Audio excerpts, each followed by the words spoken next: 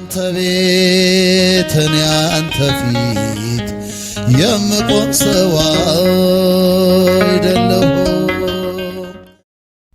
በስመ አብ ወወልድ ወመንፈስ ቅዱስ አሐዱ አምላክ አሜን። በስመ አብ ወወልድ ወመንፈስ ቅዱስ አሐዱ አምላክ አሜን። በስመ አብ ወወልድ ወመንፈስ ቅዱስ አሐዱ አምላክ አሜን። ክርስቶስ ተንሥአ እሙታን በዐቢይ ኃይል ወሥልጣን አሰሮ ለሰይጣን አግዓዞ ለአዳም ሰላም እምይእዜሰ ኮነ ፍስሐ ወሰላም። በመላው ዓለም የምትገኙ ኦርቶዶክሳውያን እናት አባቶች፣ እህት ወንድሞች ሁላችሁ እንደምን አላችሁ? እንደምን አደራችሁ? እንደምን እስከ ሰዓት ድረስ ቆያችሁ? ዛሬ ግንቦት 12 ላይ እንገኛለን። የአባታችን የአቡነ ተክለ ሃይማኖት እና የእናታችን የቅድስት ክርስቶስ ሰምራ ዓመታዊ በዓላቸው ነው። አባታችን አቡነ ተክለ ሃይማኖት በዚህ ዕለት በግንቦት 12 ቀን ለልጆቻቸው እንዲህ ብለው መልእክት አስተላለፉ። በፍልሰቴ ቀን አባቴ አባቴ የሚለኝ ሁሉ ወደ እኔ ይምጣ። ያኔ እኔ ወዳጄ ሚካኤልና ልጄ ፊልጶስ አብረን መተን እንባርካለን። ገድለ ተክለ ሃይማኖት ከገጽ 127 ጀምሮ። ሐዲስ ሐዋርያ ብርሃን ዘኢትዮጵያ አቡነ ተክለ ሃይማኖት በሞት ከማረፋቸው በፊት አስቀድሞ ጌታችን እንደነገራቸው ስጋቸው ከነፍሳቸው ከተለየች ከ57 ዓመት በኋላ የካቲት 19 ቀን በጸሎት ላይ እንዳሉ ለልጃቸው ለአቡነ ሕዝቅያስ ለተባሉት ታላቅ ጻድቅ ለእኚህ ታላቅ ጻድቅ ይገለጡላቸውና ጌታ ቃል ይገባልኝ ይፈጸም ዘንድ ስጋዬ የሚፈልስበት ዕለት ደርሷልና ዕለቱንም በምስጋና በጸሎት መንፈሳዊ በዓልን አድርጉ። እኔ ኃጥኡ በሞትኩበት ቀን እንደነበረው ምስጋና አቅርቡ።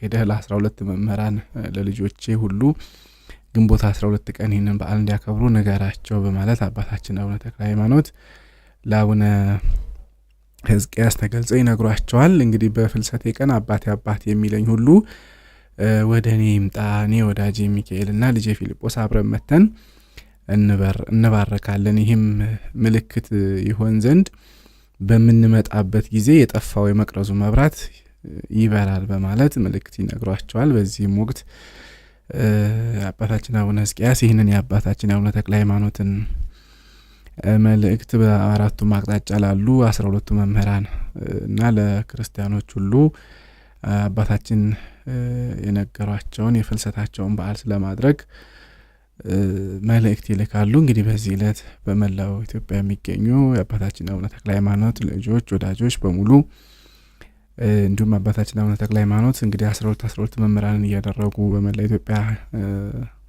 ለስብከት ወንጌል ይልኳቸው ነበረና ልጆቻቸውን እነሱን ነው እንግዲህ 12 ልጆቼ ብላ ያሏቸው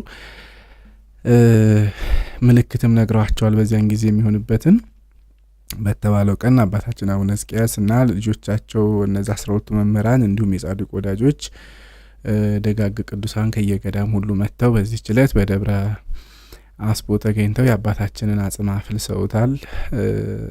ይህም እንደሚሆን ጌታችን እንግዲህ ከ57 ዓመት በኋላ ከዚህ ዋሻ ልጆችህ አጽምህን አውጥተው ወደ ታች አሁን ቤተ መቅደስ ወዳለበት ቦታ ያፈልሱታል ብሏቸዋል። ምክንያቱም ልጆች እንደ ባህር አሸዋ ይበዛሉ ሲላቸው አባታችን አቡነ ተክለ ሃይማኖትን ጌታችን ቦታዋ ይህች ጠባብ ቦታ ናትና ልጆቼ ከበዙ እንዴት ይበቃቸዋል ብለው በጠየቁ ሰዓት ነው ጌታችን ይህን ያላቸው። በዚህ መሰረት 57 ዓመት ሲፈጸም ፍልሰታቸው በዛሬው ዕለት ተከናውኗል ማለት ነው።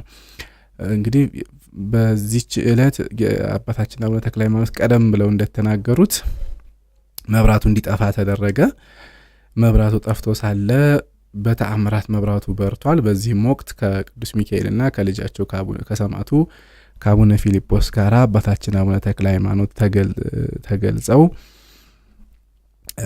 ለክብረ በዓላቸው በቦታው ላይ የተገኙ ልጆቻቸውን ሁሉ ባርከዋል። ይህ እንግዲህ በገድላቸው ላይ በዝርዝር ስለተጻፈ በገጸ ንባብ ከገድላቸው ላይ ያሰማችኋለሁ። እንዲሁም በዚህ ዕለት ዳግመኛ በዚህ ችለት ከ57 ዓመት በኋላ አባታችን ተክለ ሃይማኖት ተገልጠው ጌታችን የነገረኝ ጊዜ ደርሷል፣ ስጋዬን ከዚህ አፍልሰህ አውጣ ብለው ስለ ፍልሰት አጽማቸው የነገሯቸው ስማቸውን ቀደም እየጠቀስኩላችሁ የአባታችን አቡነ ተክለ ሃይማኖትን አጽም ለመጀመሪያ ጊዜ ከ57 ዓመት በኋላ ያፈለሱት ጻድቁ አቡነ ሕዝቅያስ በዓለ ዕረፍታቸው በዚህ ዕለት ታስቦ ይውላል። በረከታቸው ይደርብን። ሌላኛው በዚህ ዕለት አንድ ታላቅ ጻድቅ እና ሊቅ በዓመታዊ በዓላቸው ታስበው ይውላሉ። ይህም ታላቁ ዮሐንስ አፈወርቅ እሳቸው በበዓለ ዕረፍታቸው ታስበው ይውላሉ። በረከታቸው ይደርብን። በኢየሩሳሌም በጎልጎታ ላይ ከፀሐይ በልጦ በሚበራ ብርሃን የከበረ የቅዱስ መስቀልም መገለጥ ሆናል በዚህ ችለት። ዳግመኛም በዚህ ችለት እናታችን ቅድስት ክርስቶስ ሰምራ እልፍ ነፍሳትን ከሲኦል ያወጣችበት ዓመታዊ መታሰቢያ በዓሏ ነው። ሊቀ መላእክት ቅዱስ ሚካኤል ነቢዩ ዳንኤልን የረዳበት ዕለት ነው። ዳንኤል በጉድጓድ ተጥሎ ሳለ መልአኩ ነቢዩ ዕንባቆምን ነጥቆ ወስዶ ዳንኤል ካለበት አድርሶት ዳንኤልንም በዛ እንዲመግበው ያደረገበት ታላቅ የተአምሮ መታሰቢያ ዕለት ነው። ሌላኛው በዚህ ዕለት በዓመታዊ በዓላቸው ታስበው የሚውሉ ቅዱሳንን ስንክሳሩ በሚጠቅሳቸው አሉ።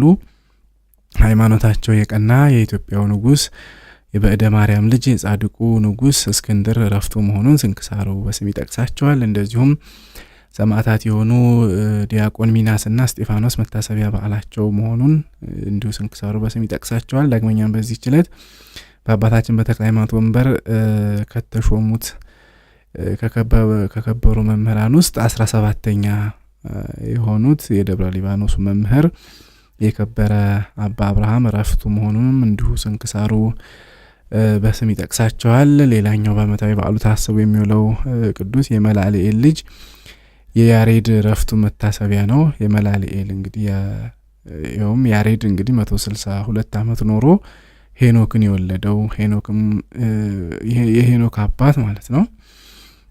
ሄኖክን ከወለደው በኋላ 800 ዓመት ኖሮ ወንዶችና ሴቶች ልጆችንም ወልዶ መላ ዘመኑ 962 ዓመት ሲሆን በዕለተ አርብ በ3 ሰዓት አረፈ ይላል ስንክሳሩ። የመላልኤል ልጅ የያሬድ ዕረፍቱ ነው። በዚህ ዕለት እንግዲህ በ962 ዓመቱ የመላልኤል ልጅ መጽሐፍ ቅዱስ ላይ ታሪኩ የተጠቀሰው ነው። የያሬድ ዕረፍቱ ነው። የኛው ሀገር ትናንት በዓሉን ያከበርንለት ታላቁ ሊቅ የኢትዮጵያ ብርሃኗ ቅዱስ ያሬድ እንግዲህ ይሄኛውን ስያሜ ከዚህ ነው የወሰደው ማለት ነው። እነዚህ ሁሉ ቅዱሳን እንግዲህ በዓመታዊ በዓላቸው ታስበው ይውላሉ። በቀጥታ ወደ ገጸ ንባባቱ ልግባና ከተአምረ ማርያምም ከተአምረ ኢየሱስም ስለ አባታችን ተክለ ሃይማኖት ተነገረ ተአምር አለና ከተአምረ ኢየሱስም ከተአምረ ማርያምም ስለ አቡነ ተክለ ሃይማኖት የተጻፈውን ነው ማነብላችሁ። ከዛ ወደ ገርላቱ እንሄድና የቅድስት ክርስቶስ ሰምራን የአባታችን የአቡነ ተክለ ሃይማኖትን ገርል የግንቦትን ወር ዕለቱን የሚመለከተውን ከበዓላቸው ጋር የሚስማማውን በንባብ አሰማችኋለሁ። ተአምረ ማርያም ተአምሪያ ለእግዝእትነ ቅድስት ድንግል በክሌ ማርያም ወላዲተ አምላክ ጸሎታ ወበረከታ ያህሉ ምስሌነ ለዓለመ ዓለም አሜን። ልመናዋ ክብሯ ለዘላለም በእውነት ለሁላችን ይደረግልና አምላክን የወለደች በድንጋሌ ስጋ በድንጋሌ ነፍስ የጸናች ክብርት እመቤታችን ያደረገችው ተአምር ይህ ነው።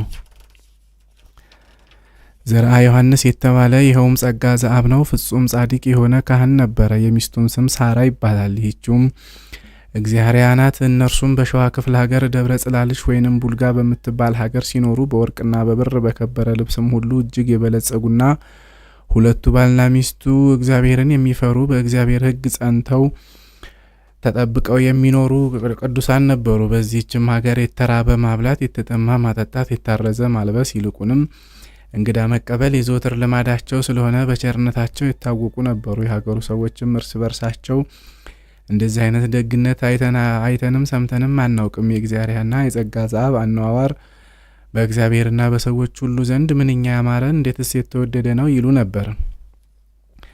ነገር ግን ልጅ ስላልነበራቸው ፈጽመው ያዝኑና ይተክዙ ነበረ። ስለዚህም ነገር ሁል ጊዜ ያለማጓደል ወደ ቤተ ክርስቲያን ገስግሰው እየሄዱ የተባረከ ልጅ ትሰጣቸው ዘንድ አምላክን የወለደች በድንጋሌ ሥጋ በድንጋሌ ነፍስ የጸናች ወደ ክብርት እመቤታችን ይማልዱ ነበር። እርሷ በረከትና ጸጋን የምታድል ናትና።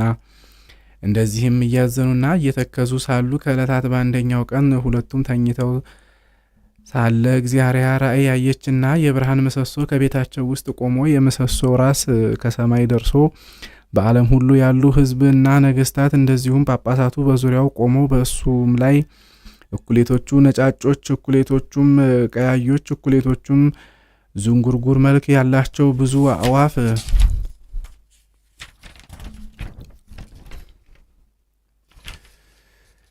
አዋፍ ተቀምጠውበት ነበረ። ይህንንም ሁሉ ያየችውን ራእይ ለጸጋ ዘአብ ነገረችው። እሱ ጸጋ ዘአብም ለእግዚአብሔር እኔም እኮ ከምተኛበት የአልጋ ሸንኮር ስር ፀሐይ ሲወጣ ስፍር ቁጥር የሌላቸው ብሩሃን ከዋክብት በክንፉ ላይ ሰፍረው ለዓለም ሁሉ ሲያበሩ አየሁ አላት።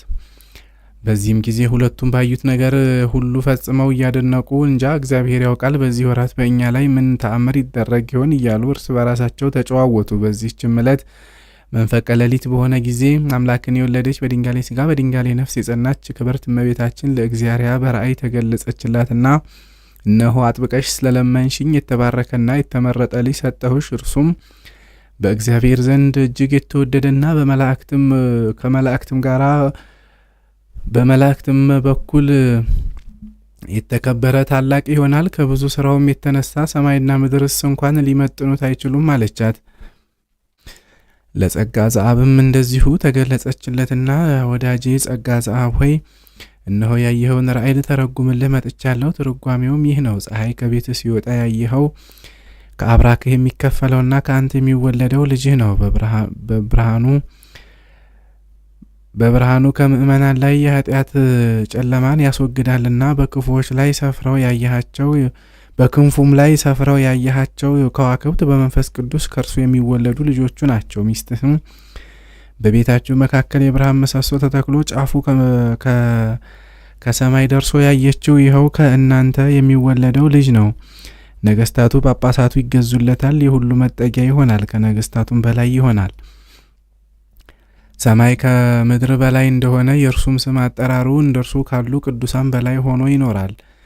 እንግዲህ የሕልማችሁ ትርጓሜ ይህ ነው ብላ እመቤታችን ከነገረቻቸው በኋላ ከእነርሱ ተሰወረች። ከዚያም በታኅሳስ 24 ቀን በእመቤታችን አማላጅነት በእግዚአብሔር ቸርነት የተመረጠ ፍስሐ ጽዮን የተባለ ብሩክ ሕፃን ተወለደ። በዚያም ዕለት ስለ ፍስሐ ጽዮን ወይንም ተክለ ሃይማኖት መወለድ የእግዚአብሔር በረከት ከሰማይ እንደ ጠል ወርዶ በጸጋ ዘአብ ቤት መላ። ይህም እግዚአብሔር የመረጠው ልጅ በተወለደ በሦስተኛው ቀን እጆቹን አንስቶ ወደ ሰማይ አቅንቶ አሐዱ አብ ቅዱስ፣ አሐዱ ወልድ ቅዱስ፣ አሐዱ ውእቱ መንፈስ ቅዱስ በማለት እግዚአብሔርን አመሰገነው። ሕፃኑም ከተወለደ 40 ቀን በሆነው ጊዜ በኦሪት እንደተጻፈው ስም ያወጡለት ዘንድ ወደ ቤተ መቅደስ ወሰዱትና በዚያ አጥምቀው ስሙን ፍስሐ ጽዮን አሉት። ትርጓሜውም የጽዮን ደስታዋ ወይንም የማርያም ስጦታ ማለት ነው። በእርሷ አማላጅነት ተገኝቶ ሐዘናቸው በደስታ ተለውጧልና። ይህም የተባረከና የተመረጠ ልጅ በመንፈስ ቅዱስ አደገ፣ በመንፈስ ቅዱስም ጸና፣ በእውቀትም ጎለመሰ። ሕገ እግዚአብሔርን ከመጠበቅ ጋር የብሉያትን የሐዲሳትንም መጽሐፍት ሁሉ ተምሮ አወቀ። ከዚያም አባ ጌርሎስ ዘንድ የድቁና ማዕረግ ተቀብሎ ስልጣነ ክህነቱን በንጽህና እየጠበቀ በመዓልትም በሌሊትም በጾም በጸሎት ተጸምዶ እንደ መላእክት ተግቶ እንደ ሰረገላ እየተፋጠነ ይሰግድ ጀመረ። አምላክን የወለደች በድንጋሌ ሥጋ በድንጋሌ ነፍስ የጸናች ክብርት እመቤታችንም ዘወትር ትጎበኘዋለች፣ ታጽናናዋለችም። የመላእክት አለቆች ሚካኤልና ገብርኤልም እርሷን አጅበው እየመጡ በስራው ሁሉ ይራዱት ነበረ። ይህም ፍስሐ ጽዮንም የእመቤታችንን ሰላምታዋን ምስጋናዋን ያለማቋረጥ ዘወትር ይጸልይ ነበረ። ከዚህም በኋላ ይህ ፍስሐ ጽዮን ፈረስ መቀመጥን፣ አውሬ ማደንን፣ በቀስት መንደፍን፣ በጦር መሳሪያ ሁሉ መጠቀምን አወቀ። ከዕለታትም በአንደኛው ቀን ዋልያ ሊያድን ወደ በረሃ ሄደ። ቀትርም በሆነ ጊዜ የፀሐይ ዋዕይ ስለጸናበት ያርፍ ዘንድ ወደደ። ከዚያም አንድ የዋርካ ዛፍ አየና ከዛፉ ጥላ አረፈ። በዚህም ጊዜ ድንገት እንቅልፍ አለውና ተኛ። ከዚያም ጫፉ ከምድር እስከ ሰማይ የሚደርስ የብርሃን አምድ ባጠገቡ ተተክሎ በራእይ ተመለከተ። በአምደ ብርሃኑም ላይ ዙፋን ተዘርግቷል። በዙፋኑም ላይ አምላክን የወለደች በድንጋሌ ሥጋ በድንጋሌ ነፍስ የጸናች ክብርት እመቤታችን የተወደደ ልጇን እንደታቀፈች ተቀምጣለች። የመላእክት አለቆች ሚካኤልና ገብርኤልም ክንፋቸውን ዘርግተው ሰይፋቸውን መዘው በግራ በቀኝ ቆመዋል። በዚያም ጊዜም አምላክን የወለደች በድንጋሌ ሥጋ በድንጋሌ ነፍስ የጸናች ክብርት እመቤታችን በተወደደ ልጄ ፈቃድ ያፈሩህ ዘንድ እግዚአብሔር የመረጣቸው ወዳጆቼ የሚሆኑ የተባረኩ ጸጋ ዘአብና የእግዚአብሔር ልጅ ፍስሐ ጽዮን ሆይ እያለች 3 ጊዜ ጠራቸው። ዳግመኛም ልጄ ፍስሐ ጽዮን ሆይ ወዴት ትሄዳለህ? ወዴትስ ትገሰግሳለህ? ይህ ለአንተ ክፍልህ አይደለምና ከእንግዲህ አውሬ አዳኝ አትሁን፣ ሰውን በትምህርትህ እያደንክ ወደ እግዚአብሔር የምታቀርብ ሁን እንጂ። እነሆ አሁንም የተወደደ ልጄ ስምህን ተክለ ሃይማኖት ብሎ አዲስ ስም አወጣለህ። ይህም ተክለ ሃይማኖት ተክለ ወልድ ተክለ መንፈስ ቅዱስ ማለት ነው። ሰውን ሁሉ በሱ ስም እያስተማርክ ወደ አምልኮት እንድትመልስ ሐዋርያት ወዳልደረሱበት ይልክህ ዘንድ አዲስ ሐዋርያ አድርጎ ሾመህ። አንተም ከሐዋርያት በማናቸውም ስራ ሁሉ አታንስም። ስለ ፈጣሪህ ብርቱ ኃይለኛ ተጋዳይ አርበኛ ትሆናለህ። ታሪክህ በዓለም ሁሉ ሲነገር ይኖራል። በስደቴና በእንግድነቴ ወራት በቅድስት ሀገር በኢትዮጵያ ልጄ ወዳጄ ባመለከተኝ ስፍራ ላይ በስምህ ታላቅ ገዳም ይታነጻል። ሕዝቡም ሁሉ ከአራቱም የዓለም ማዕዘን ተሰብስበው በዓልህን ያከብራሉ፣ መታሰቢያንም ያደርጋሉ። ይህችም ገዳም የቅድስት ኢየሩሳሌም አምሳል ሆና ላንተ ትሰጣለች። በውስጧም በልጄ በሕጉ ሙሽራ በመንፈስ ቅዱስ ብዙዎች ቅዱሳን ከእርሷ ይወለዱልሃል። የመላእክት አለቃ ሚካኤልም ረዳት ይሁን፣ በምትሄድበት ጎዳና ሁሉ እርሱ መሪ ይሁንህ። እኔም ባለ ዘመንህ ሁሉ ከአንተ አልለይም አለችው። ከዚህም በኋላ እግዚአብሔር ለሙሴ የሕጉን ታቦትና የቃል ኪዳኑን ጽላት እንደሰጠው በወርቅ የተለበጠችና በከበረ ዕንቁ የተሸለመች በስሟ የታተመች ታቦት ሰጠችውና ይህችን ታቦት ጠብቃት፣ በእኔና በአንተ መካከል የቃል ኪዳን ምልክት ናችና አለችው። ዳግመኛም ይህ ፍስሐ ጽዮን ለአውሬ ማደኛ የያዛትን ጦር ባረከቻትና መስቀል ወደ መሆን ለወጠቻት። እርሱም ያችን ታቦት ተቀብሎ የመለኮትን ወንጌል ለማስተማር በሄደበት ቦታ ሁሉ እንደ ሐዋርያት መስዋዕት እየሰዋ ስርዓተ ቅዳሴ እያከናወነ ለሕዝቡ ቅዱስ ቁርባን እያቀበለ ከእሱ ጋር አኖራት። ይህችም ታቦት እስከ ዛሬ ድረስ የአባታችን የተክለ ሃይማኖት መካነ መቃብሩ የሚሆን በደብረ ሊባኖስ ትገኛለች። ወደ ቀደመ ነገራችን እንመለስና ከዚህም በኋላ አምላክን የወለደች በድንጋሌ ሥጋ በድንጋሌ ነፍስ የጸናች ክብርት እመቤታችን ከቀኑ 3 ሰዓት እስከ 9 ሰዓት ድረስ ከመጀመሪያው እስከ መጨረሻው ታሪካዊ ትሩፋቱንና የሚጠብቀውን ክብር ሁሉ ከነገረችው በኋላ ያን ጊዜም ባረከችው። ሰላምታም ሰጥታው በታላቅ ክብር ወደ ሰማይ አረገች።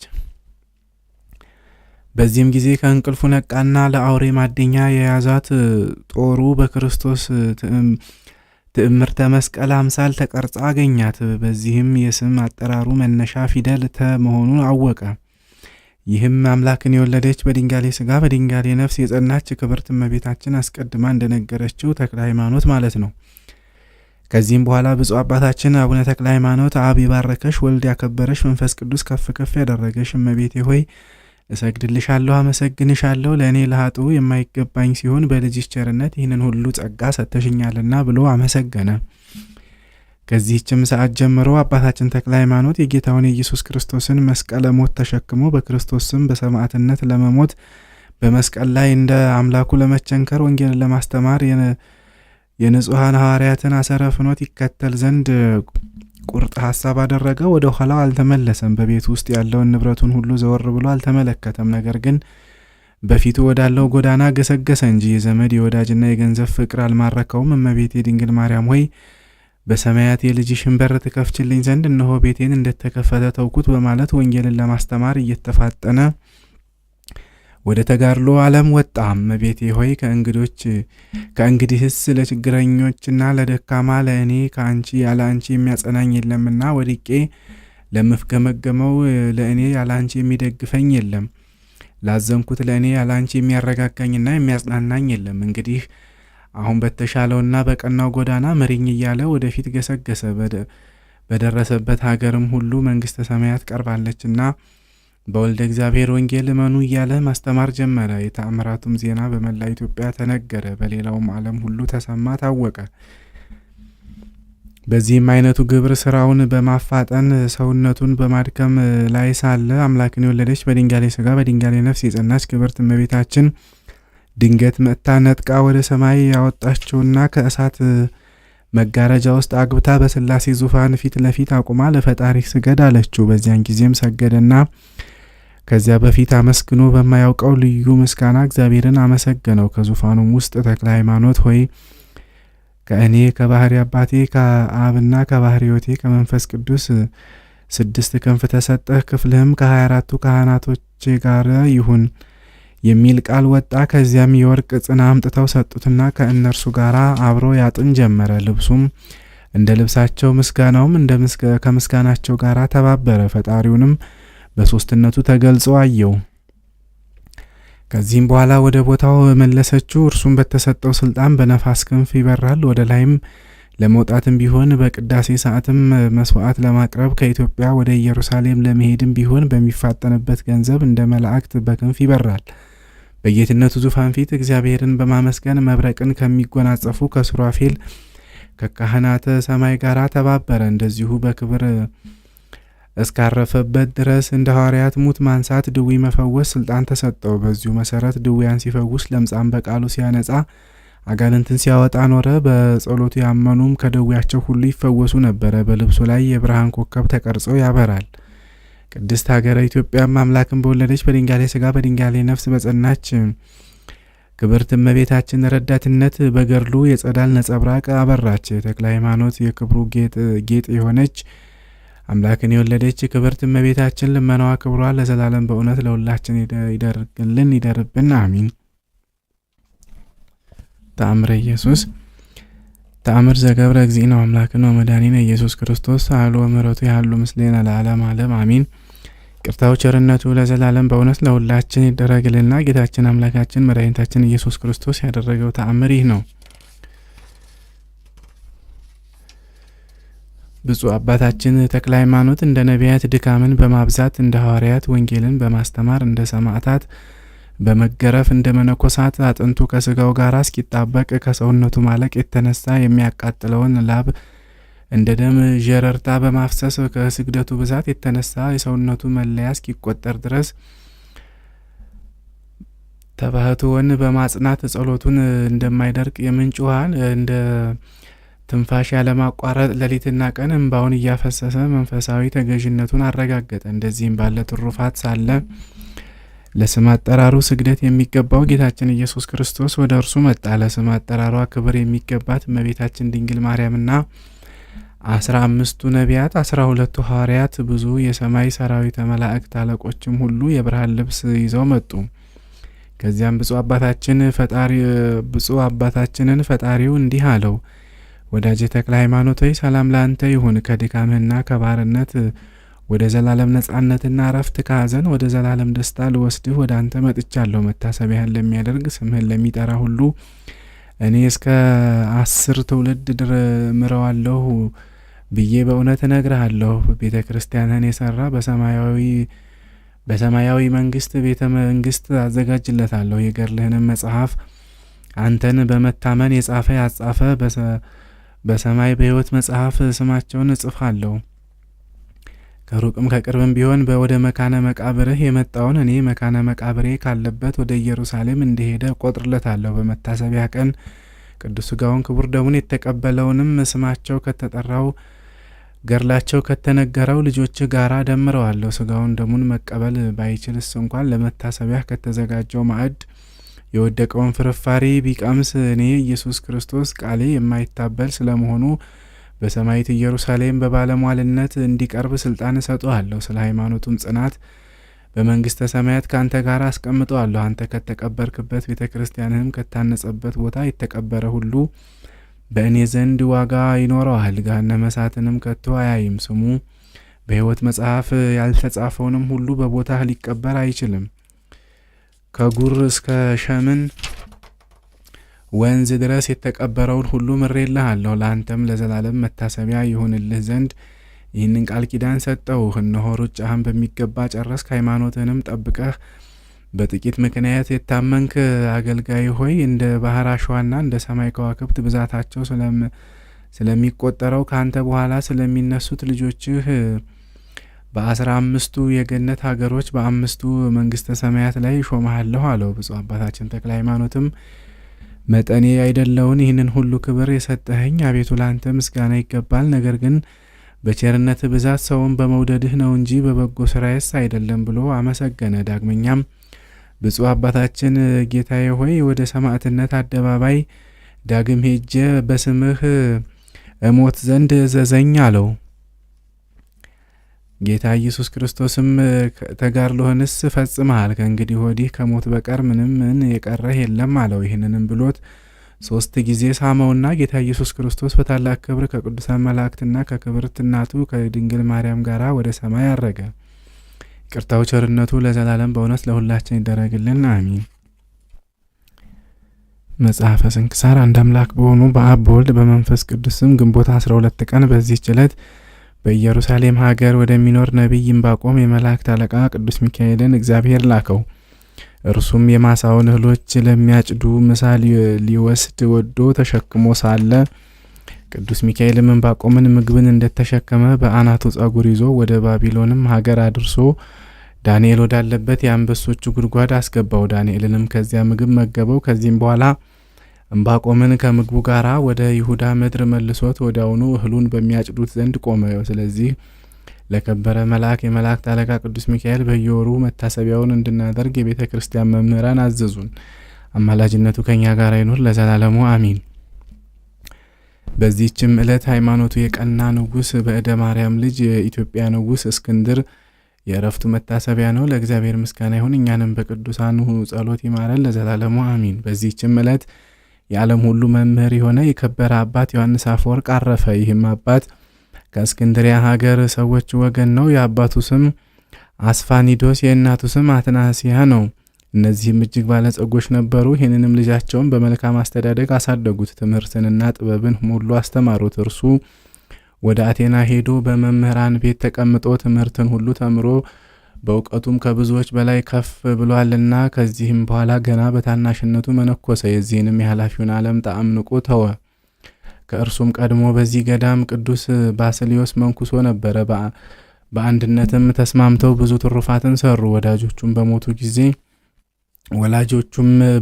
በሞቱ ጊዜ ከተውለት ብዙ ገንዘብ ምንም አልወሰደም፣ ለድሆችና ለምስኪኖች ሰጠ እንጂ። ከዚያም በምንኩስና ስራ በመጠመድ ፍጹም ገድልን እየተጋደለ ኖረ። ከዚያም በገዳማዊ ሶሪያ ጻድቅ ስሙ ሲሲኮስ የሚባል መነኮስ ነበረ። እርሱም ወደፊት የሚሆነውን በመንፈስ ቅዱስ ያይ ነበረ። በአንዲት ዕለትም ለጸሎት እየተጋ ሳለ ሐዋርያትን ጴጥሮስንና ዮሐንስን አያቸው። ወደ ዮሐንስ አፈወርቅ ገብተው ጴጥሮስ መክፈቻ ሰጠው፣ ወንጌላዊ ዮሐንስም ወንጌልን ሰጠው። እንዲህም አሉት፣ በምድር ያሰርከው በሰማይ የታሰረ ይሆናል፣ በምድር የፈታኸው በሰማይ የተፈታ ይሆናልና በውስጥህ መንፈስ ቅዱስ ያደረብህ አዲስ ዳንኤል ሆይ የክብር ባለቤት ከሆነ ከታላቅ መምህር ኢየሱስ ክርስቶስ ዘንድ ወደ አንተ ተልከናልና እወቅ።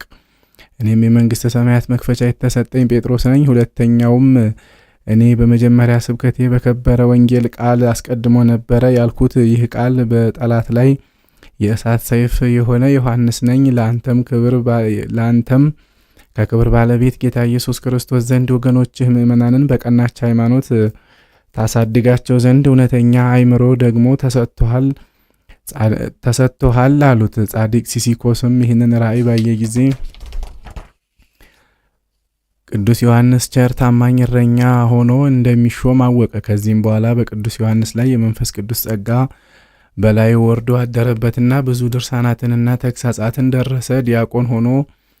ዲያቆን ሆኖ እያገለገለ ሳለም የቤተ ክርስቲያንን መጻሕፍት ብሉያትንና ሐዲሳትን ተረጎመ። በአንዲት ዕለትም ቅዱስ ዮሐንስ ሲጸልይ የእግዚአብሔር መልአክ በድንገት እንደ በረድ ነጭ በሆነ ልብስ ተገለጠለት። ቅዱስ ዮሐንስ አፈወርቅም ሲያየው ደንግጦ በምድር ላይ ወደቀ። መልአኩም አርአያውን ለውጦ እንደ ሰው ሆኖ ታየው።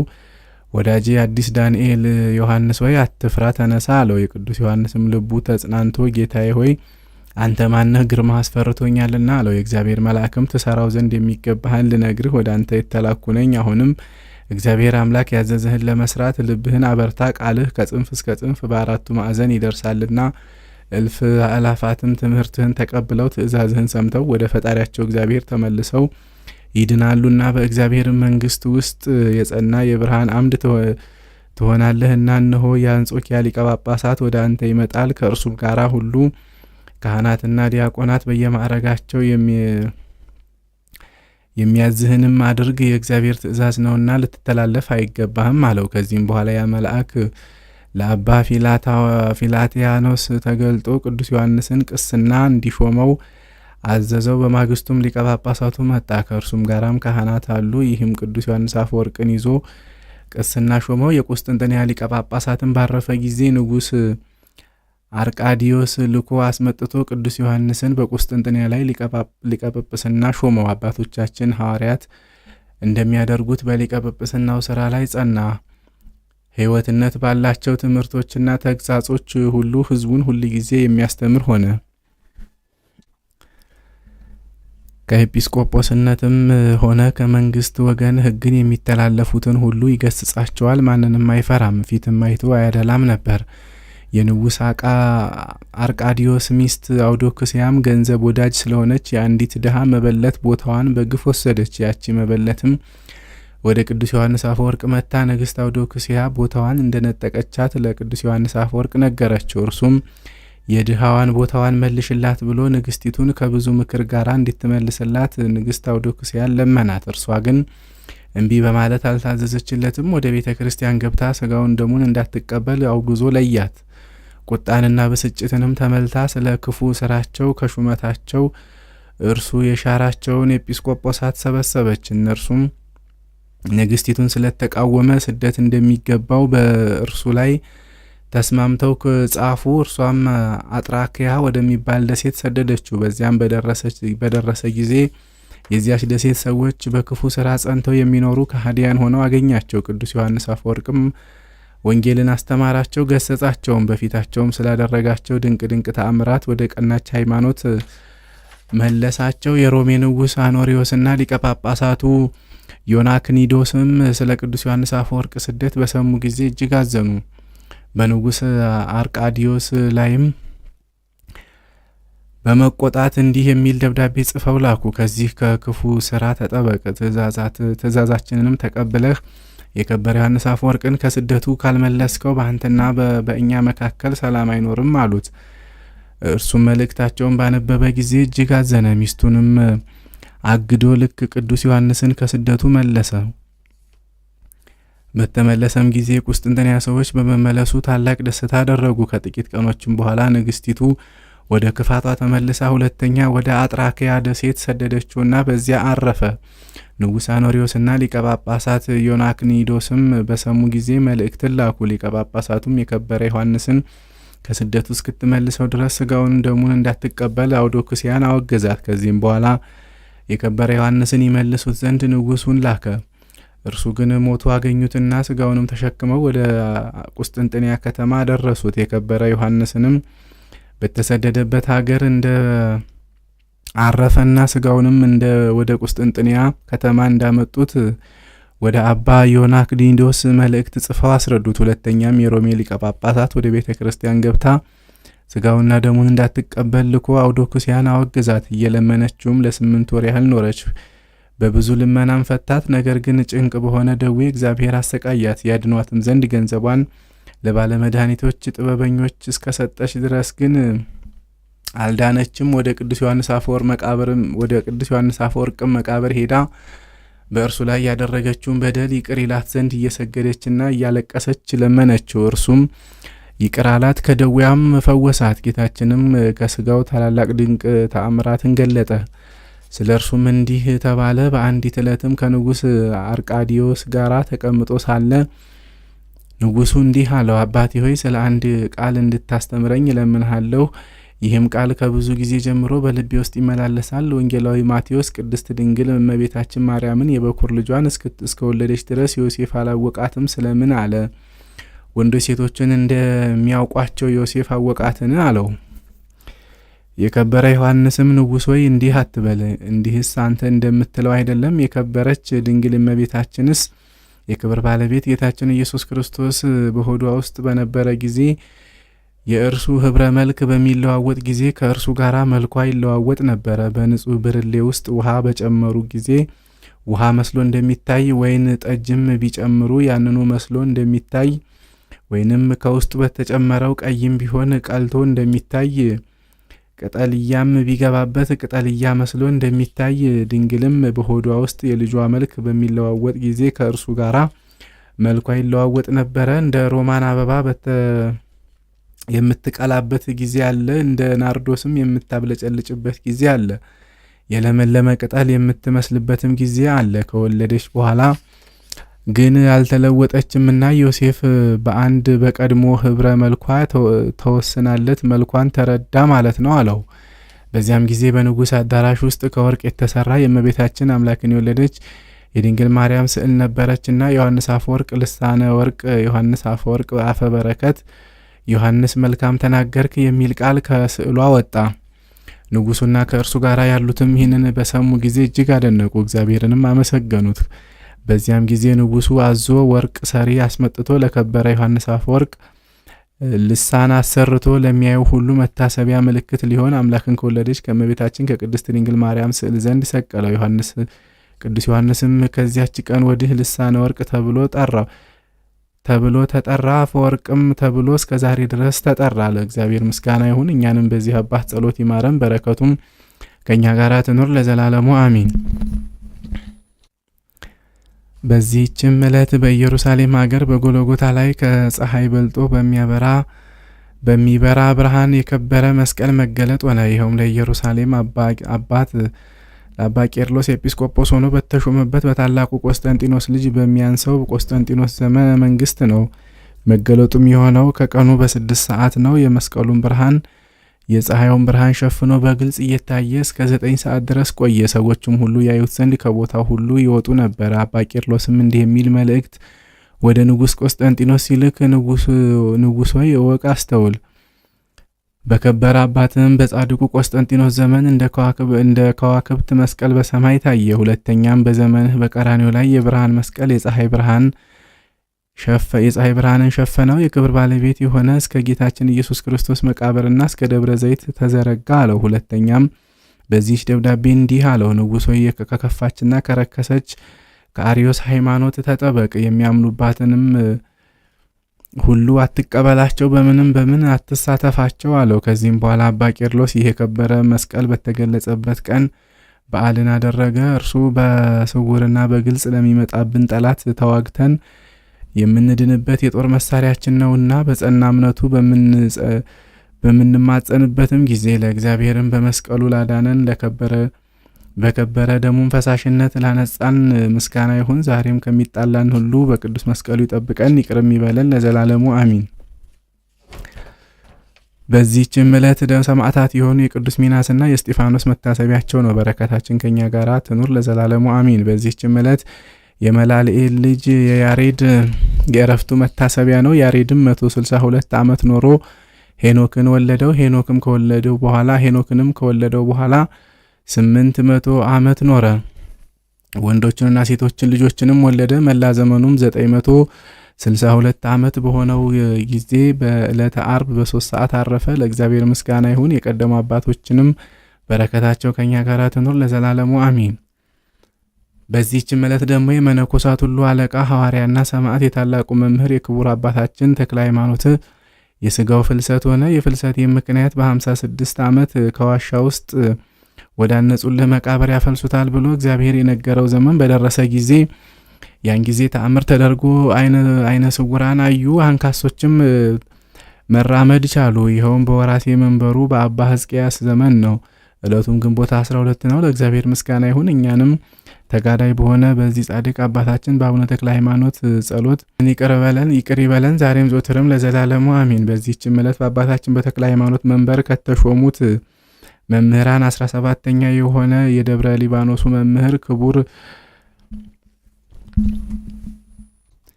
አባ አብርሃም አረፈ። ለእግዚአብሔር ምስጋና ይሁን። እኛንም በጸሎቱ ይማረን፣ በረከቱም በሁላችን ላይ ለዘላለሙ ጸንቶ ይኑር አሚን። ገድለ ተክለ ሃይማኖት። አባታችን አቡነ ተክለ ሃይማኖት ካረፈ 57ኛው ዓመት በተፈጸመ ጊዜ የካቲት 19 ቀን ለብፁዕ አባታችን ለአቡነ ሕዝቅያስ ለብሶ በመንፈቀ ሌሊት ብፁዕ አባታችን ተክለ ሃይማኖት በራእይ ተነጋገረው። ወዳጄ ሕዝቅያስ ሆይ ሰላም ላንተ ይሁን። ጌታዬ በኋለኛው ዘመን ከዚህ ዋሻ ልጆችህ ስጋህን ያፈልሳሉ ያለኝ ዘመን እነሆ ደርሷልና አጽሜን ስጋዬን ትዳስስ ዘንድ ጌታዬ እነሆ አንተን መርጧልና ለምን ትዘገያለህ አለው። አሁንም ተነስተህ ልጆቼን ሁሉ ቅጠራቸው፣ አጽሜንና ስጋዬ እስከሚፈልስበት እስከ ግንቦት 12 ቀን ይኸውም የእግዚአብሔር የትንሣኤው በዓል ቀን በወዳጁ በቅዱስ ሚካኤል በዓል ቀን ከሩቅና ከቅርብም ይሰብሰቡ። እናንተም በምስጋናና በጸሎት መንፈሳዊ በዓልን አድርጉ። እኔ አባታችሁ ባረፍኩበት ቀን ለምስጋና ሁሉ ጌታ በየሰማይ መላእክት ደስ ብሏቸው ምስጋና እንዳቀረቡ እንደ ዕረፍቴ ቀንም ብዙ ምስጋና አቅርቡ። በሰማይ ላለ ለእግዚአብሔር ምስጋና ይገባል፣ በምድርም ሰውን ለወደደው ሰላም ይሁን እያሉ ደስ እንደተሰኙ እናንተም ለልጆች ደስታችሁ እንደ ዕረፍቴ ቀን ይሁን። በዚህች ቀን አባቴ ተክለ ሃይማኖት የሚለኝ ሁሉ በፍልሰቴ ቀን ይምጣ፣ መንፈሳዊ በዓልንም ያድርግ። እኔና ቅዱስ ሚካኤል ልጄ ወዳጄ ፊልጶስም ስለ እኔ ፍቅር የተሰበሰቡትን ሕዝብ ልንባረክ አብረን እንመጣለን። ከዚያም በኋላ ብዙ ነገርን ልንጽፈው የማንችለውን ነገር ለአባታችን ነገሯቸው። መጽሐፍ የምንሰውረውም የምንገልጸውም አለ እንዳለ። ከዚህም በኋላ አባታችን ሕዝቅያስ ከአባታችን ከተክለ ሃይማኖት ተባረከና አባቴ ሆይ ፈቃድህ ይሁን። ዳግመኛም አባታችን የሚመጣበትን ጊዜ እወቅ፣ አጽሜንም በታቦቱ መንበር ፊት 3 ጊዜ አዙረው አለው። ያን ጊዜም የጠፋው መብራት ይበራል፣ የምመጣበትም ጊዜ በዚህ ይታወቃል። ይህ ምልክት እስከ ዘላለም ይሁን። መምጣትን በወደድኩ ጊዜ የጠፋው መብራት ይበራል፣ የምመጣበትም ጊዜ የልጅ ልጅ ዘመን በዚህ ያውቃሉ። በእውነት ለዘላለም ድንቅ ሰሪውን እግዚአብሔርን ያመሰግኑታል አለው። ይህንንም ብሎ ከእርሱ ተሰወረ። አባ ሕዝቅያስም ከዚህ በኋላ ይህንን ተቀብሎ በየሀገሩ ያሉትን የመንፈስ ቅዱስ ልጆቹ አንድነት እንዲሰበሰቡ የአባታችንን ስጋ ከዋሻው ወደ ታላቅ ቤተ ክርስቲያን ታፈልሱ ዘንድ የተክለ ሃይማኖት ልጆች የምትባሉ ሁላችሁኑ ተሰብሰቡ ብሎ በሀገሩ ሁሉ መልእክተኛ ላከ። ይኸውም በአብ በወልድ በመንፈስ ቅዱስ ስም በአባታችን በአቡነ ተክለ ሃይማኖት ፈቃድ ሆነ። ወደ ፍልሰቱ በዓል ዛሬ ያልመጣ በዚያች ቀን አባቴ ተክለ ሃይማኖት ሊለው አይገባውም፣ እርሱም ልጅ አይለውምና። ይህንንም ሰምተው የብፁዕ አባታችን የአቡነ ተክለ ሃይማኖት ልጆች ከምስራቅና ከምዕራብ ከሰሜንና ከደቡብ ከሩቅና ከቅርብ ቦታ እስኪጠባቸው ድረስ ተሰበሰቡ። 12ቱ መምህራን የወረብ ሀገሩ አኖሪዎስ፣ የፈጠጋሩ ማቲያስ፣ የእናርቱ ዮሴፍ፣ የሞረቱ አኖሪዎስ፣ የመርሃቤቴው መርቆሪዎስ፣ የጽላልሹ ታዲዮስ፣ የወገጉ ሳሙኤል፣ የወጁ ገብረ ክርስቶስ፣ የደንቢው መድኃኒነ እግዚ፣ የዳሞቱ አድሃኔ እግዚ፣ የክልአቱ ኢዮስያስ፣ የመሃግሉ ቀውስጦስ ናቸው። ከፊልጶስ ጋር የተሰበሰቡት አባታችን ሕዝቅያስን ተገናኙት። ከዚህም በኋላ ግንቦት 12 ቀን ያን ጊዜ ሰርቀ ወርሁ ከክፍለት በዓል ጋር አንድ ሆነ። ይኸውም የጸሎተ ሐሙስ ጊዜ የስርዓተ ፍጻሜ የሚሆን በዓለ ረከብ ነው። ለደቀ መዛሙርቱም ስጋውን ደሙን ጌታ በሰጣቸው ጊዜ በሚያዝበት በዚያች ሌሊት ጸሎትን ምስጢርንም ሁሉ አደረገ። ከሙታን ከተነሳ በኋላ የቁርባኑን ምስጢር ስርዓት በረክብ ፈጸመላቸው።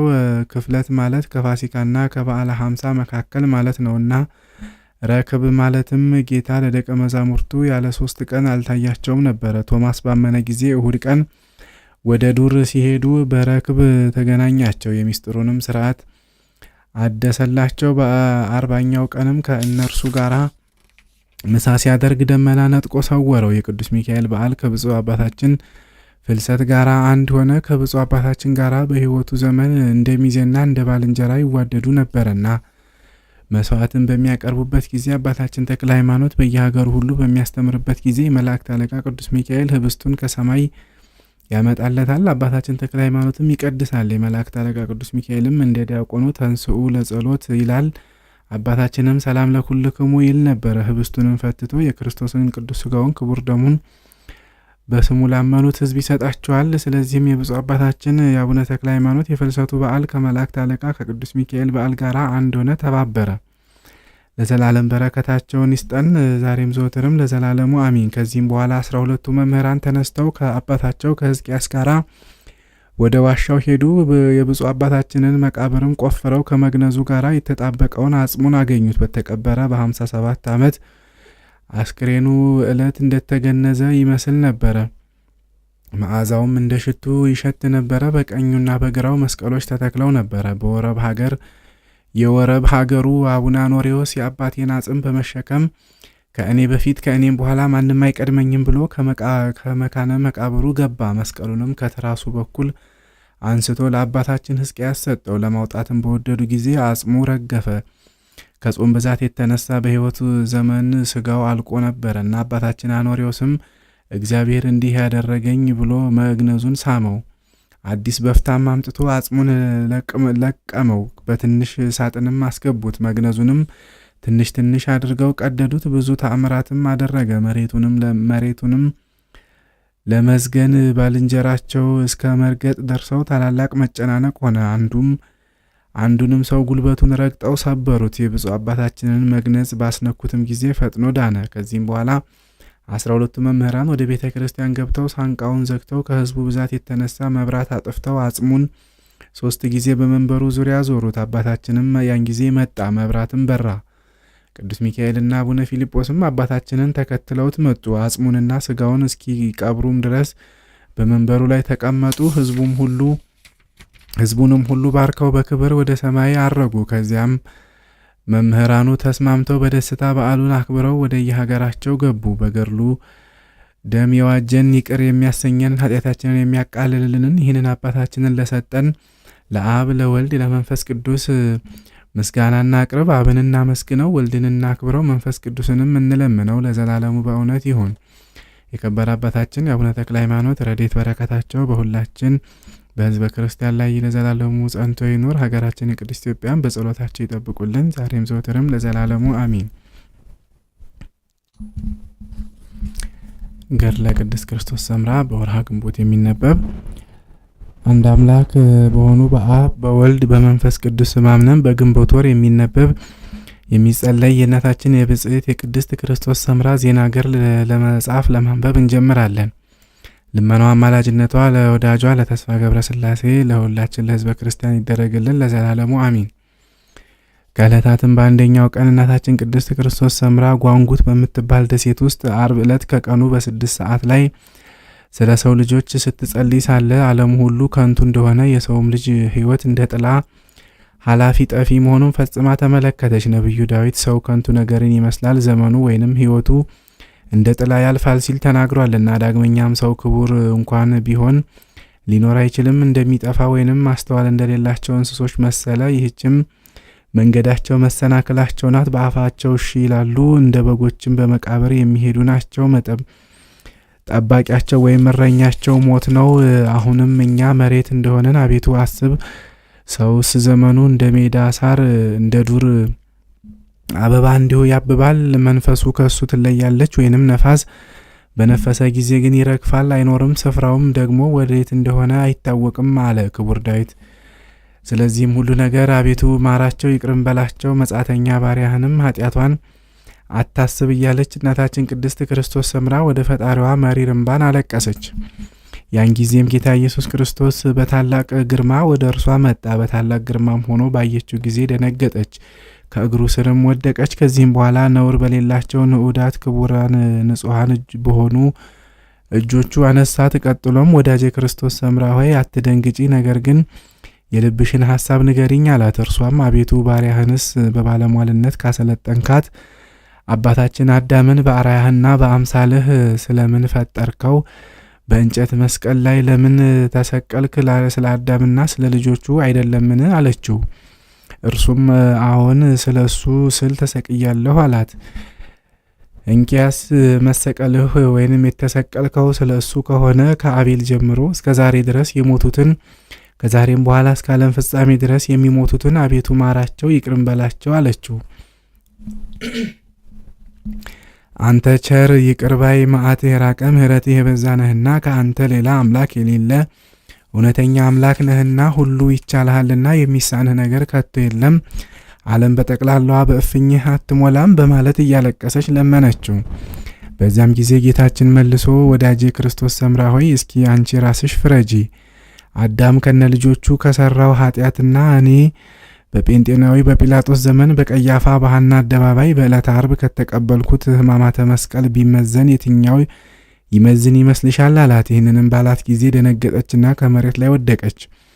በዚህም ጊዜ ቅዱሳት በሆኑ እጆቹ ከወደቀችበት አነሳትና እንግዲህ ይህንን ሁሉ መከራ የተቀበልኩ ለማን ወይንም በማን ምክንያት ይመስልሻል አላት። ነቢዩ ኢሳይያስ በመከራው ጊዜ በቀንዱ እንደማይከላከል ጸጉሩንም በሚሸልቱት ዘንድ እንደማይናገር ንጹሕ በግ ይታረድ ዘንድ ወደኛ መጣ እንዳለ እንደዚሁ መጽሐፍ እንደተናገረው አይሁድ በእንጨት መስቀል ላይ ሰቀሉኝ። ክፉ ባሪያም ፊቴን በጥፊ መታኝ። እርኩሳን ሰዎችም እርኩስ ምራቃቸውን ተፉብኝ። ጲላጦስ በአደባባይ በወንበር ተቀምጦ እንዲገርፉኝ አዞ ገረፉኝ። በቀራንዮ አደባባይ ራቁቴን ሰቀሉኝ። እጅና እግሬን በቀኖት ችንካር ቸነከሩኝ። የመሰላቸውንና የፈለጉትንም ሁሉ መከራ ፈጸሙብኝ። እንግዲህ ይህንን ውለታ ዘንግተው ከክፋት የማይመለሱትን ለተንኮል የማያርፉትን ልምራቸው ወይንም ልኮንናቸው ይገባል። ወዳጄ ክርስቶስ ሰምራ ሆይ እስኪ ፍረጂ አላት። ይህንንም ባላት ጊዜ እናታችን ቅድስት ክርስቶስ ሰምራ በግንባሯ ተደፍታ አቤቱ ጌታዬ ሆይ ሁል ጊዜ ለምን እስኪ አንቺ ራስሽ ፍረጂ ትለኛለህ? እኔ ሀጥ ባሪያ ለመፍረድ እንዴት ይቻለኛል? ከቶ ወንድ ባሪያ ከጌታው ወይንም ሴት አገልጋይ ከእመቤቷ ጋራ ትከራከር ዘንድ ይቻላታልን? አቤቱ እንዲህ ሳይሆን በእውኑ እንጨት ሆኖ የማይጤስ ሰው ሆኖ የማይበድል የለምና፣ ነገር ግን አንተ ይቅር ባይነህና ይቅር በላቸው እንጂ አትመራመራቸው በማለት አጥብቃ ለመነችው። ጌታችንም ወዳጄ ክርስቶስ ሰምራ ሆይ እስኪ የልብሽን ሐሳብ ወይንም ፍላጎትሽን ንገሪኝ አላት። በዚህም ጊዜ እናታችን ቅድስት ክርስቶስ ሰምራ አቤቱ ፈጣሪ ሆይ ፈቃድህስ ቢሆን የአዳምን ልጆች ከስቃይ ከኩነኔ ይድኑ ዘንድ ዲያብሎስን ይቅር ትለው ወይንም ትምረው ዘንድ ለምንሃለሁ አለችው። የኃጥአን መመለሱን እንጂ ጥፋቱን አንተ አትወድምና አለችው። የምለምንህም ወይንም ማረው የምልህ ዲያብሎስን ወድጀው አይደለም፣ ነገር ግን እርሱ ከተማረ በአዳም ልጆች ላይ ስቃይና ኩነኔ ሊኖር አይችልም ብዬ በመገመት ነው እንጂ አለችው። የነሱ ስጋዬ እንደመሆኑ መጠን የእኔም ስጋ ስጋህ ነውና አለችው። ይህንንም ባለችው ጊዜ ጌታ ፈገግ ብሎ ወዳጄ ክርስቶስ ሰምራ ሆይ ሌሎች ከአንቺ በፊት የነበሩ ከአንቺም በኋላ የሚነሱ የማያስቡትን እጅግ የሚያስደንቅ ልመናን አቀረብሽ አላት። ይህንንም ካለ በኋላ የመላእክት አለቃ ቅዱስ ሚካኤልን ጠርቶ ወዳጄ ክርስቶስ ሰምራ ዲያብሎስን ማርልኝ ስትል ልመና አቅርባለችና እሺ ካላት ታወጣው ዘንድ ወደ ሲኦል ይዛሃት ሂድ ብሎ አዘዘው። በዚህም ጊዜ የመላእክት አለቃ ቅዱስ ሚካኤል እሺ ብሎ ሰግዶ እጅ ነስቶ ወደ ሲኦል ይዟት ሄደ። አብረው በሚጓዙበትም ጊዜ እንግዲህ ዲያብሎስ ከታረቀ ወይንም ከተማረ የሰው ልጆች ሁሉ ያርፋሉ እያለች የመላእክት አለቃ ሊቀ መላእክት ቅዱስ ሚካኤል ታሳስበው ነበር። ይህን አምላክነትን ሲሻ ሲፈልግ ከክብሩ የተዋረደ ዲያብሎስ ምሕረት ለማግኘት ይሻ መስሏት ነበር እና ከሲኦልም አፋፍ በደረሱ ጊዜ ከዚያ የተመለከተችው ስቃይ ተነግሮ የማያልቅ ነው። ሰዎች ከሰዎች ጋር እንደ ውሻ ይናከሱ ነበር። የመላእክት አለቃ ቅዱስ ሚካኤልም ምሕረት የሚፈልግ ከሆነ እስኪ በይ ዲያብሎስ ብለሽ ጥሪው አላት። በዚህም ጊዜ በመላእክት ቋንቋ 3 ጊዜ ሳጥናኤል ሳጥናኤል ሳጥናኤል በማለት ጠራችው። ዲያብሎስም ከዚህ በብዙ ሰራዊት ላይ ነግሼ ከምኖርበት ሀገር ማነው እርሱ የሚጠራኝ እያለ በታላቅ ቃል አሰምቶ ተናገረ። ከዚህም በኋላ ለብዙ ዘመን ስፈልግሽ ወይንም ሳድንሽ ቆይቼ ነበረ፣ ዛሬ ግን ከምኖርበት ቤቴ ድረስ መጣሽን አላት። እሷም ጌታ ይቅርታ አድርጎልሃልና ከዚህ ስቃይና ከመከራ ቦታ ከወገኖች ጋራ ና ፈጥነህ ውጣ አለችው። ይህንንም ባለችው ጊዜ ልቡ እንደ እሳት ነደደ። አፈፍ ብሎ ተረማምዶ በግራ እጇን ይዞ ከሲኦል ረግረግ ውስጥ ወረወራት። በዚህም ጊዜ መላእክት አለቃ ቅዱስ ሚካኤል የእሳት ሰይፍ ይዞ ከኋላዋ ይከተላት ነበርና ይህንን ምሕረት የሌለው እቡይ ዲያብሎስ በያዘው ሰይፍ ቢቀጣው የሲኦል ደጃፍ ተከፈተች። በዚህም ሰዓት ታላቅ ጩኸትና ሁካታ ወይንም መደበላለቅ ሆነ። በሲኦልም ያሉ የሰዎች ነፍሳት እንደ ንብ ከበቧት ወይንም ሰፈሩባት። በዚህም ጊዜ በቅዱስ ሚካኤል ክንፍና በእርሷ በተሰጣት ክንፈ ረድኤት ከሲኦል የወጡት የእነዚህ ነፍሳት ቁጥር 10,000 ያህል ነበረ። እነዚህም ከመከራ ያመለጡ ከስቃይ የወጡ ነፍሳትን ቅድስት ክርስቶስ ሰምራ ባየች ጊዜ እጅግ አድርጋ ተደሰተች። ከደስታዋን ብዛት የተነሳ የእናቱን ጡት እየጠባ እንደሚዘል እምቦሳ ጥጃ በመካከላቸው ትዘል ነበረ። ለሰልፍ ተዘጋጅቶ በጌታው ፊት እንደሚሽኮረመም ሰንጋ ፈረስ በፊታቸው ታኮበኩብ ነበረ። ከዚህም በኋላ ወደ ፈጣሪዋ ሄዳ አቤቱ ፍርድህ የቀና ምሕረትህም የበዛ ነው እያለች ለጌትነቱ ክብር ሰገደች። ከዚያም አቤቱ ጌታዊ የቸርነትህ ፍርድ ከቶ እንደዚህ ነውን እያለች አደነቀች። ጌታችንም ወዳጄ ክርስቶስ ሰምራ ሆይ ዲያብሎስን እንዲል አድርገሽ ጥቂት ምርኮን አገኘሽን አላት። እርሷም አዎ ጌታ ሆይ በኃይልህና በቸርነትህ ጥቂት ምርኮን አግኝቻለሁ አለችው። ከዚህም በኋላ ጌታ ኢየሱስ ክርስቶስ ቅዱስ ሚካኤልን ጠርቶ እነዚህን ነፍሳት ዓለም ሳይፈጠር ለቅድስት ክርስቶስ ሰምራ ወዳዘጋጀሁላት ወደ እርሷ መኖሪያ ቦታ ውሰዳቸው አለው። በዚህም ጊዜ አቤቱ ፈጣሪ ሆይ የእኔ መኖሪያዬ ወዴት ነው አለችው። ጌታም መኖሪያሽ ከእናቴ ከድንግል ማርያም ጋር ነው። እነሆ በትረ ማርያም ብዬ ሰየምኩሽ። መቀመጫሽን ወይንም ደረጃሽን ከእርሷ ቀጥሎ ሁለተኛ አደረግኩልሽ። የባለሟልነት ግርማ አጎናጸፍኩሽ። አንቺን የሚወዱ ሁሉ የተመሰገኑ ናቸው አላት። ይህንንም ባላት ጊዜ ፈጽማ ደስ ተሰኘች። ወደ ኋላዋ መለስ ብላ ብትመለከት ለዓይን የሚያንጸባርቁ 10 አክሊላትን አየች። በእያንዳንዳቸው አክሊላት ላይ አራት ከዋክብት አሉባቸው። የእነዚህም ከዋክብት ቁጥራቸው ሲደመር 40 ይሆናል። በዚህም ጊዜ ከእሷ ጋር የነበረው መልአክ እነዚህ በላያቸው ብርሃናውያን ከዋክብት ያሉባቸው አክሊላት ለማን የተዘጋጁ ናቸው? ሰውነቴ እጅግ አድርጋ ወደዋለችና አለችው። የመላእክት አለቃ ቅዱስ ሚካኤልም ለአንቺ ቢሆኑ ደስ አይልሽምን አላት። እርሷም አዎ ጌታዬ ሆይ ለእኔ ቢሆኑ ወዳለሁ አለችው። እንኪያስ ለአንቺ የተዘጋጁ ናቸው አላት። በምን ስራዬ ለእኔ ተሰጡኝ አለችው። 10ቱ ቃላተ ኦሪትን 6ቱ ቃላተ ወንጌልን ጠብቀሽ ቤትሽን ንብረትሽን ልጆችሽን ጥለሽ ይህንን ዓለም ንቀሽ አጥቅተሽ የክርስቶስን ቀንበር ተሸክመሽ ፈጣሪሽን ስለተከተልሽ ነው አላት። ይህንንም ባላት ጊዜ እጅግ አድርጋ ተደሰተች። ሁሉን ማድረግ የሚችል እግዚአብሔርንም ፈጽማ መሰገነችው። ይህንንም ራእይ ካየች በኋላ ወደ ቀደመ ቦታዋ ተመለሰች። ለእግዚአብሔር ምስጋና ይሁን አሚን። ልመናዋ አማላጅነቷ ለወዳጇ ለተስፋ ገብረ ሥላሴ በአማላጅነቷ ለሚታመኑ ለሕዝበ ክርስቲያን ሁሉ ጋር ለዘላለሙ ይደረግልን። በጸሎቱ ሀገራችንን ቅድስት ኢትዮጵያን ትጠብቅልን ዛሬም ዘወትርም ለዘላለሙ አሚን። ወስብሐት ለእግዚአብሔር ወለወላዲቱ ድንግል ወለመስቀሉ ክቡር። አነሳስቶ ላስጀመረን አስጀምሮ ላስጨረሰን ለልዑል እግዚአብሔር ክብር ምስጋና ይገባል ለዘላለሙ አሜን።